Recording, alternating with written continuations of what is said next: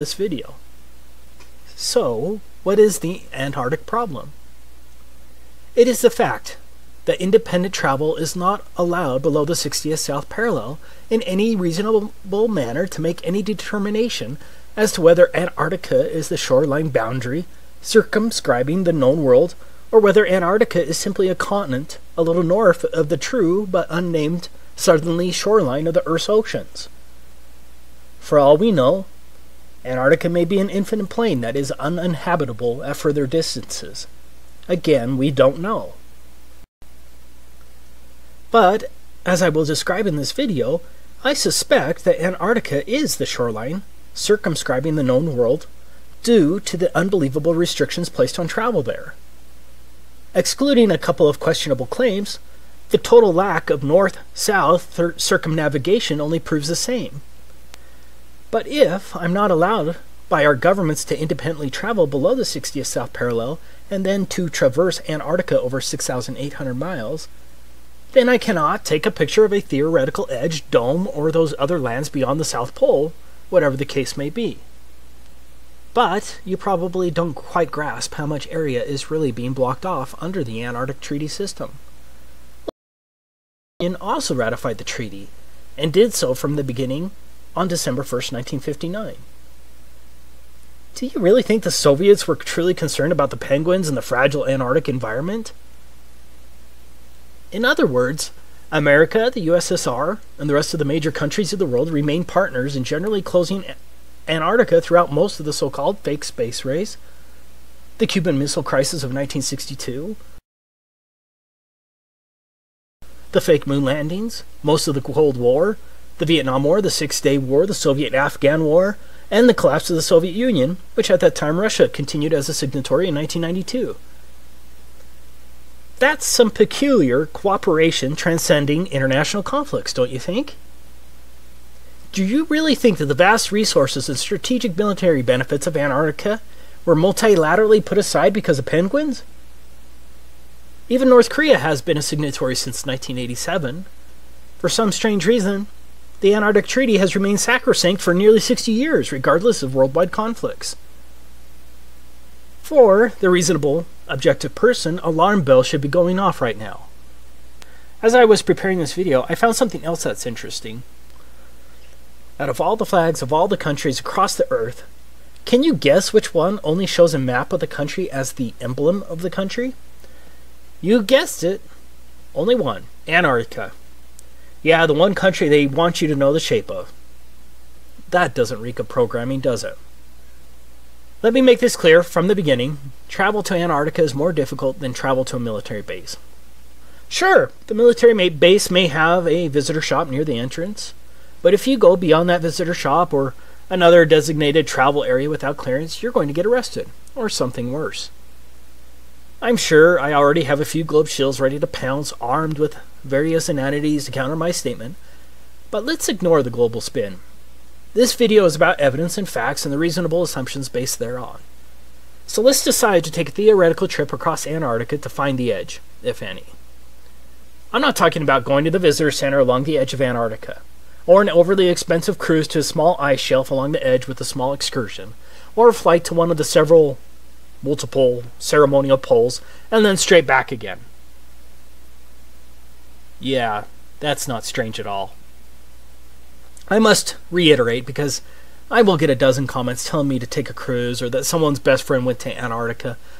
I am not talking about a trip to one of the few designated tourist locations of Antarctica. I'm talking about a real trek, pointed directly south across the entire 3,400-mile breadth of Antarctica and back again to determine whether Antarctica circumscribes the known world and to possibly determine whether there's an edge, a dome, or whatever, and then take a picture of it. I'm talking about repeating the trek of Admiral Byrd and discovering that area as big as the United States that has never been seen by a human being on the other side of the South Pole, full of minerals and such just waiting to be explored. But strangely enough, there is left in the world today an area as big as the United States that's never been seen by a human being. And that's beyond the pole on the other side of the South Pole from Middle America. And I think it's quite astonishing. that there should be an area as big as that unexplored. Okay, let's get started with our theoretical trip. So what is required to trek across the entire breadth of Antarctica?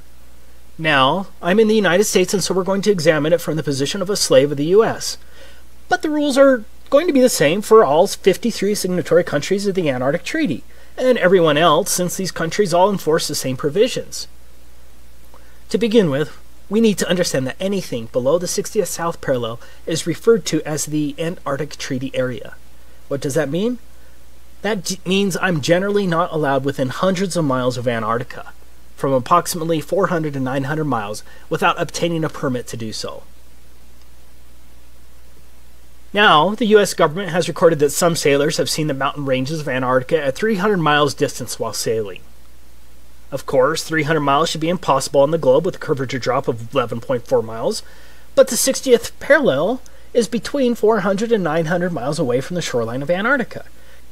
Even under a flat Earth, that's a lot of lower atmosphere to see through, also referred to as atmospheric extinction factor, and a lot of angular size reduction. Despite the claims of the ignorant globe zealots, you can't see through that much lower atmosphere.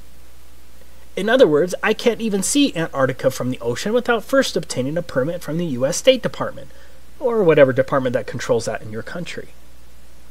Taking a trip to the 60th south parallel isn't going to accomplish anything, and so we're stuck with getting a government permit. So let's go through the steps to obtaining a permit from the U.S. State Department. This is the handbook of the Antarctic Treaty System. These are the rules that govern all signatories to the treaty. We'll be citing to it regularly as it lays down the rules that govern the Antarctic Treaty beyond the fluff of the treaty language itself. Most importantly, we're going to look at the rules governing non-governmental activities located here, and some of the rules regarding the protection of the environment located here. Now, as a U.S. slave, this is the first form you'll have to submit to get approved to travel to Antarctica. The form itself seems rather innocuous until you understand exactly what is involved in the application process. In summary, Antarctica is treated as a giant natural reserve. Like a military base, all activities and pathways in Antarctica must be approved. This is unlike any other area in the world, except maybe a place like North Korea. So, when I say that no independent travel is allowed below the 60th south parallel, I'm stating an admitted fact well recorded as international law. The protocol states, as a matter of principle, that all activities are to be planned and conducted on the basis of information sufficient to evaluate their possible impact on the Antarctic environment and its associated ecosystems, and on the value of Antarctica for the conduct of scientific research. Organizers should be aware that the environmental protocol requires that activities shall be modified, suspended, or canceled if they result or threaten to result in impacts upon the Antarctic environment or dependent or associated ecosystems. If you visit Russia, with a Russian visa for example, are you limited to one particular neighborhood and certain pathways? For those who visit America as a tourist, are you restricted to New York City? Or are you generally allowed to travel around America? No one is just allowed to travel around Antarctica. All of your activities, vehicles, and pathways must be approved, but it gets much worse. Now, how many genuine people watching this video think that the purpose of seeing the edge, the dome, or the extended plain beyond Antarctica would be approved by the U.S. State Department and the other myriad of agencies? Are you ready to litigate the matter when some State Department official arbitrarily says something like, "I think your expedition is frivolous and would be too damaging to the environment, especially in the light of the frivolity of the expedition"?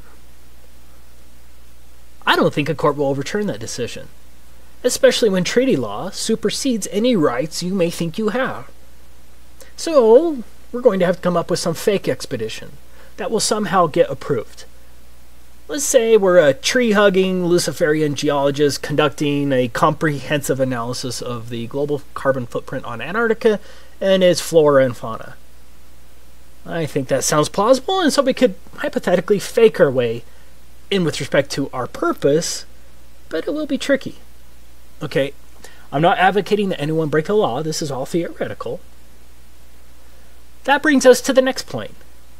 Entire swaths of land are entirely off limits to all travel. These are called specially protected areas. It's pretty much guaranteed that no one is going to get a permit to go through a specially protected area. If my math is right, that's 1,373 square miles that are allegedly specially protected areas. You can see the maps on the websites, but I don't have time to plot all of them. Now, I agree that's not huge in comparison to the total alleged area of Antarctica.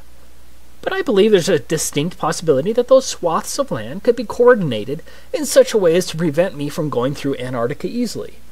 So, right from the beginning, my route may be extra hard, especially if mountain pathways are blocked and the areas are much larger than claimed due to likely globe distance shenanigans. But let's go ahead and assume we can navigate around those prohibited, specially protected areas. Next, no motorized equipment is allowed at all for non-governmental personnel. Page 308 states, do not use aircraft, vessels, small boats, or other means of transport in ways that disturb wildlife either at sea or on land. That seems kind of hard and very subjective, doesn't it? Antarctica itself is supposed to have a diameter of 3,400 miles. That means no motorized equipment for at least a 6,800 mile round trip? That sounds pretty damn impossible, right? Especially if Antarctica is much bigger than what is claimed.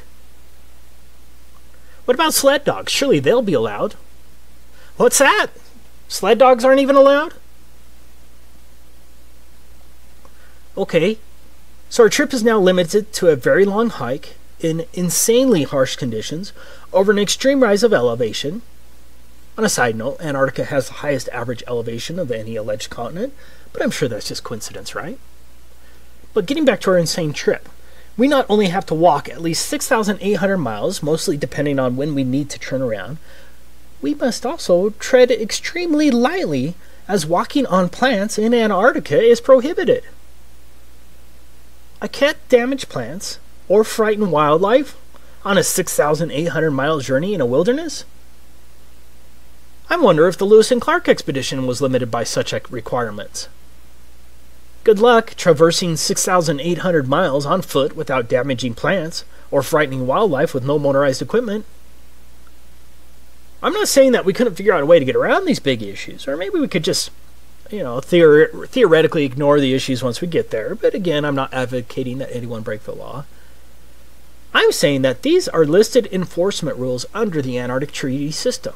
And so think of how easy it would be for one of the many international bureaucrats reviewing our application to deny a permit to trek across Antarctica based on this one plausible excuse. Sorry, you're going to end up walking on plants and scaring birds at least one time during your 6,800 mile journey, and the Antarctic Treaty System prohibits such activities. Application denied. For argument's sake, let's just assume we're going to figure out a way to get around that. Don't ask me how. The next issue is, how are we going to carry all that food and fuel for heat? And don't think that the Antarctic Treaty System isn't concerned with how we store our fuel. The United States itself is roughly 2,500 miles across. So imagine the difficulty of hauling food, climbing at extremely high and unknown elevations, and carrying all of your extremely warm gear and supplies across the United States from coast to coast and back again, all on foot with no food stops along the way. And don't forget, we're going to have to haul our poop as well. You are going to have to drag your poop with you on your 6,800 mile Antarctic hike. But it gets worse. Your poop is regulated by a different pseudo-government agency, the National Science Foundation. Here's where you can learn about what permit is required if you wanted to dispose of your poop on your 6,800 mile journey if you don't want to carry it. Could you imagine for your next trip to France and the custom agent saying, "Welcome to France. By the way, no vehicles are allowed, no animals are allowed, do not walk on any plants, and here's a bag for your poop. Be sure to bring it back full." If you don't want to carry your poop, you're going to have to get a permit from the National Science Foundation. Enjoy your stay. But here's another and potentially bigger problem. What if there is no edge when you get there, but the conditions only get worse? How many years of supplies can one carry by a handheld sled and some skis? What if Antarctica goes beyond 3,400 miles? What then? When do you turn your back, and how do you prove it? Because the globe shills are just going to call you a liar anyways. Any sane person right now would have to admit that our little trip is impossible, but we have a lot of paid-for apologists for our slave masters who will still somehow claim that I'm lying when I say that independent travel in Antarctica is prohibited. But we're not done. Going back to our form DS4131, in addition to disclosure to other parties to the treaty, the information provided may be shared with the U.S. Environmental Protection Agency to ensure compliance with 40 CFR Part 8 Environmental Impact Assessment of Non-Governmental Activities in Antarctica, as well as with other relevant U.S. agencies. This brings us to one of the most important issues facing us. What is an environmental impact assessment? No country, even North Korea, would ever require an environmental assessment before traveling across their country. It's insane. Here's the definition of an environmental impacts assessment in the U.S. Code of Federal Regulations. Environmental impact assessment means the environmental review process required by the provisions of this part and by Annex 1 of the Protocol, and includes preparation by the operator and U.S. government review of an environmental document and public access to and circulation of environmental documents to other parties and the Committee on Environmental Protection as required by Annex 1 of the Protocol. Well, let's see what the Committee for Environmental Protection says. Article 8 of the Protocol requires the parties to conduct environmental impact assessments for their Antarctic activities and provides 3 levels of assessment according to the potential impacts of each activity. The procedures for environmental impact assessment are detailed in Annex 1 of the Protocol. If a proposed activity is determined in a preliminary stage of assessment to have less than a minor or transitory impact, it may proceed. If an activity is determined as likely to have a minor or transitory impact, then an initial environmental evaluation must be prepared. If an initial environmental evaluation indicates the potential for more than a minor or transitory impact, or if such impact is otherwise determined to be likely, a comprehensive environmental evaluation must be prepared. Draft CEEs are made publicly available and considered by the CEP, which then advises the ATCM, and that's a Antarctic Treaty Consultative Meeting. Comments provided by other parties in the ATCM must be addressed in a final CEE, which is used as a basis for making a decision about whether and how the activity is conducted. Same law as here. It is the comprehensive environmental evaluation that's going to kill our expedition. Here's the regulation, and this applies to all signatories, including North Korea. Any operator who plans a non-governmental expedition that would require a CEE must submit a draft of the CEE by December 1st of the preceding year.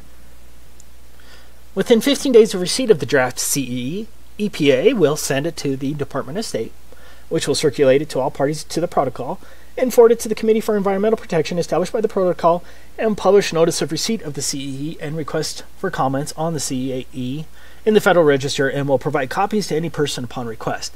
The EPA will accept public comments on the CEE for a period of 90 days following notice in the Federal Register. The EPA, in consultation with other interested federal agencies, will evaluate the CEE to determine if the CEE meets the requirements under Article 8, Annex 1 to the Protocol, and the provisions of this part, and will transmit its comments to the operator within 120 days following publication in the Federal Register of the notice of availability of the CEE. So, now, I'm sure most of you probably just went brain dead when I read that, so let me explain it. First, our CEE, that's our Comprehensive Environmental Evaluation, must pass the EPA's initial review. Not an easy task. Next, the Department of State, along with its Office of Ocean and Polar Affairs Bureau of Oceans, Environment, and Science, must review it. Next, it will be sent to all parties. That's 100 countries, by the way. Next, your assessment must be approved by an international bureaucracy called the Committee for Environmental Protection. After their highly unlikely approval, the EPA will then publish it in the United States Federal Register. Now, why would they do that? Because any supposed private tree-hugging group can now sue to stop you from going there. Once that is done, assuming you haven't been sued, then the EPA, along with all of the other interested federal agency, whatever the hell that means, evaluates it again. Do you realize the amount of legal work this would entail? Do you realize how easy it would be for any one of hundreds of entities or thousands of bureaucrats to halt your expedition? Again, this applies to all countries. One person in the comments of my last Antarctic video claimed that it wasn't necessary in the United Kingdom. Well, he lied. The Environmental or Madrid Protocol is part of the Antarctic Treaty System and applies to all countries. Here is the requirement on the UK application if you're interested. As explained above, for every person in the United States who wants to get a permit to travel across Antarctica, has to first submit the environmental impact assessment to the EPA.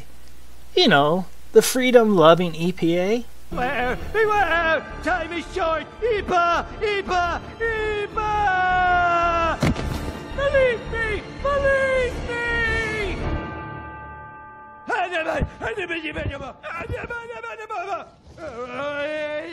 Thanks for listening. Lost them, sir. Well, then you find them, and you get them back in the dome. And to make sure nobody else gets out, I want roving death squads around the perimeter 24/7. Do you know what the environmental impact statement costs? This is very similar. A typical environmental impact statement costs from $250,000 to $2 million.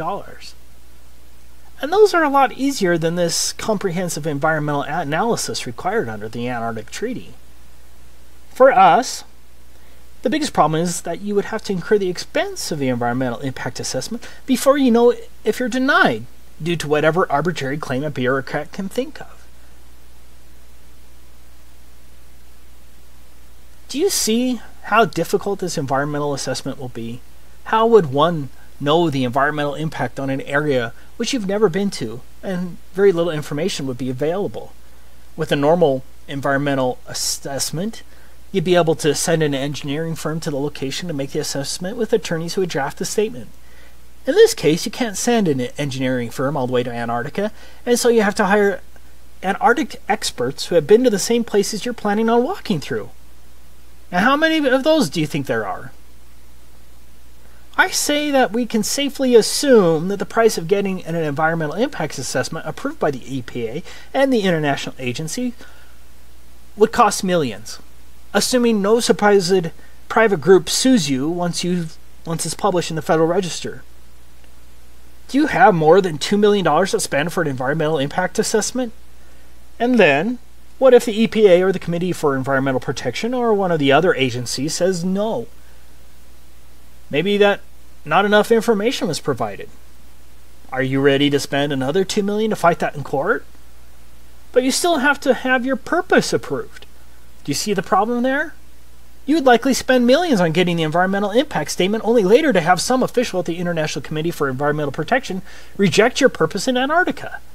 You would truly gamble millions in this silly endeavor. To learn more about the environmental assessment procedures with the Committee for Environmental Protection, you can research it here. See also, let's get to the final issue we're going to run into.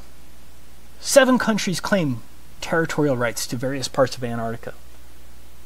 Argentina, Australia, Chile, France, New Zealand, Norway, and the United Kingdom all maintain territorial claims in Antarctica. I did find it interesting that the USSR never claimed territorial rights to Antarctica. Yeah. I'm willing to bet that my trip across Antarctica is going to need other permits from other countries based only on territorial claims. Getting more permits or visas from other countries who have alleged territory in Antarctica? Yeah, that shouldn't add too much to our already strained budget. Now, just for the propagandist who's going to claim that's not true, I quote, "The Antarctic Treaty puts aside the potential for conflict over sovereignty for providing that nothing that occurs while the treaty is enforced will enhance or diminish territorial claims." Meaning, the territorial claims trump. So, the next dumb shill who demands that you take a picture of the edge or that anyone can go to Antarctica and see for themselves that it's a continent, be sure to point out what a damn idiot they are, and then share this video because everything in here is fact that anyone can look up, and I'll try to have all the links in the description. Of course, the lying minions from the Ministry of Truth will spin and call you names, but at least the rest of the world will see the liars for who they truly are. This is Taboo Conspiracy, signing off. In case I don't see ya, good afternoon, good evening, and good night. Yeah.